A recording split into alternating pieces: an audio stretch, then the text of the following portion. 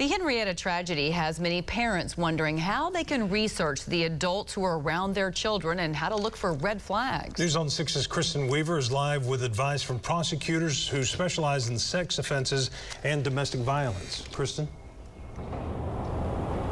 Well, Craig and Lori, experts say it is hard to tell what a person is capable of doing, but there are telltale signs to look out for and an easy way to look up people's backgrounds in Oklahoma.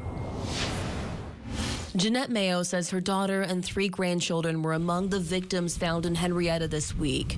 She says her daughter Holly was married to the suspect, Jesse McFadden, and her daughter knew McFadden was a sex offender, but he'd lied to her about the details. He was very quiet, very subdued, very easygoing, stayed away from the family 90% of the time.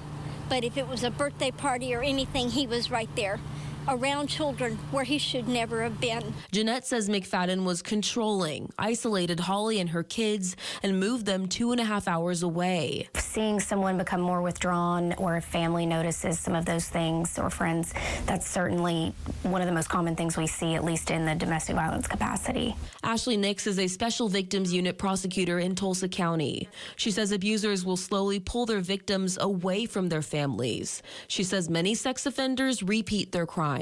Sexual offenses have a high recidivism rate, particularly when it is child sex abuse related. Rose Turner with Domestic Violence Intervention Services says sex offenders and domestic abusers tend to cut off the victim's finances, threaten to hurt or kill the victim's loved ones, and are all about power and control. You can't tell by looking at someone if they are an offender of domestic violence, of sexual assault, a child sex offender. Both women suggest people learn how to use the state court's website, oscn.net, where you can see anyone's charges, convictions, protective orders, even lawsuits. You can also search local, state, and federal sex offender registries by name or address.